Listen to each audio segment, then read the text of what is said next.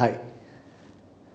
In the 1870s, that is in the 19th century, an English teacher from Scottish Church College in Kolkata faced a problem in the class. The problem is this. He was teaching a poem by William Wordsworth, the poem titled Excursion. So there was a word in the poem, trance. He was unable to explain the meaning of this word to his students. A very honest and genuine teacher he was. He felt this word is something which needs to be experienced by the students, and he was unable to communicate it to his students. That's how it happens. As a teacher, I personally believe that every word is a world in itself. A word has one L missing in it. A word is not just, you mechanically look into a dictionary and learn. No. A word carries a life in it. You need to feel and experience it. Only then you understand and assimilate the meaning of a word. So he very clearly and in the most humble way suggested to his students that I'm really sorry, I'm not able to explain the experience of trance. But I know a person in Kolkata at a place called Dakshineshwar. He is a priest in the temple. His name is Sri Ramakrishna. I have heard that he is a person who has experienced a trance-like state. So if you are interested, you can very well go to him and clarify your doubts. And the class was over. But there are some students in every class who will take certain questions and doubts beyond the classrooms. Their doubts will not end with the bell. They make every question a quest. If you can make a question a quest in life, then you are surely going to find something deeper and profound.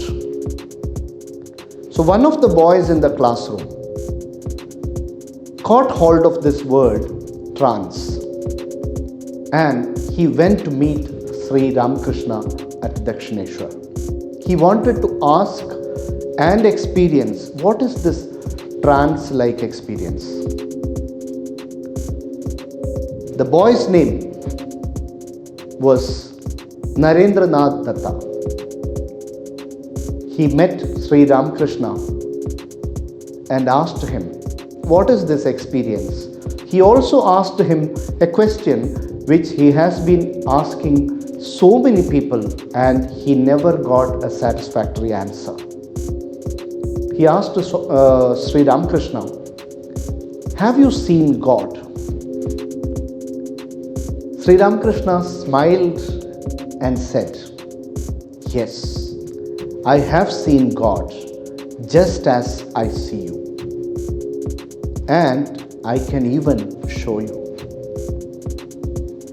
This boy was literally shaken and surprised. Here is somebody who is telling him that I can show you God and I have seen.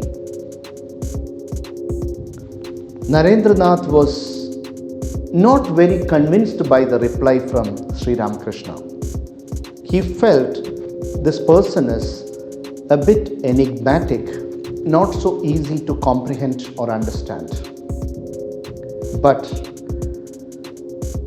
destiny had lots of plans for both of them. Narendranath went back home, but before he left, Sri Ramakrishna touched him once, and Narendranath felt for the first time in his life some kind of electrifying energy in him. some kind of experience which he could not couch in words. He later came back to Sri Ramakrishna, and their discussions and conversations continued. Rest is history. Narendranath, his quest took him to greater and deeper meanings of life. And he became the great dynamic saint, the clean-shaven monk, the youth icon, the person who took India's spiritual legacy to the Parliament of Religions in 1893 at Chicago, the great Swami Vivekananda. Sri Ramakrishna once made a beautiful description of how this boy came to me first asking some questions. So if you visit Dakshineshwar, you will find there are two different doors where you can enter Sri Ramakrishna's room. So Sri Ramakrishna said, he came to me through the western door with his western doubts. Swami Vivekananda came out with an amazing, energetic, enthusiastic ideal for youth. He believed that scientific thinking is very essential. Scientific thinking is the foundation of our country's growth. Our youth should develop scientific temper. They should not take refuge in dull philosophical doctrines. That is why he says, keep playing football. It will keep you physically and mentally healthy. There is a great book written by Swami Vivekananda. In fact, it must be one of his speeches. It's a very small book in size, but I would consider it as a path-breaking book in the field of education. The book is titled Education. It has been translated into various languages. In the book, he so beautifully and scientifically explains what is education.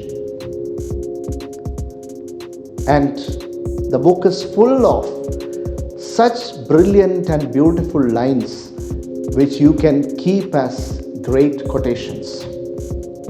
One of them is, he says, the biggest library in the world. The biggest library in the world is the human mind. And he says, all knowledge is there within us. Whatever we say we are learning is because of an external factor which makes us see the knowledge which is already there. And that's how he defines education as the manifestation of the perfection already in man. If you look at human history, you will find that people who asked a question and made question a quest for the rest of their life did something unique and marvelous. Take the example of Isaac Newton. One question, one doubt, he took it up relentlessly in his life, came out with a great theory. Same with Albert Einstein. Same with business entrepreneurs. It is said an idea can change your life. A question can change our life. So the purpose of our life is to discover that one question and take it as a quest. There was a person who came to Ramana Maharshi's ashram in Tiruvannamalai, and his life took a complete U-turn when Ramana Maharshi asked him one question, and the question is, "Who are you?" And every answer the man gave, he himself felt that he is unable to give the correct answer. He made it as a quest for his life, and he found it out after so many years of spiritual practice. 3 questions transformed Siddhartha into the great Gautama Buddha. If you read these stories, if you read these examples from history, you can find there is so much that life is concealing for you to discover. Make a question the key to unlock those beautiful mysteries the universe is hiding from you. Make a question mark into an exclamation mark. Look at every question mark. If you straighten a question mark, it becomes an exclamation mark. At times, you may not find answer to a question. You may just wonder at the answer. It may be just an exclamation at the vastness of answers. A question may dissolve like an ice cube into water, and what remains is nothing but the answer. So I request all my young brains, vibrant minds to pursue knowledge with honesty and passion, to make a question a quest, to develop scientific thinking and find the purpose of life for yourself.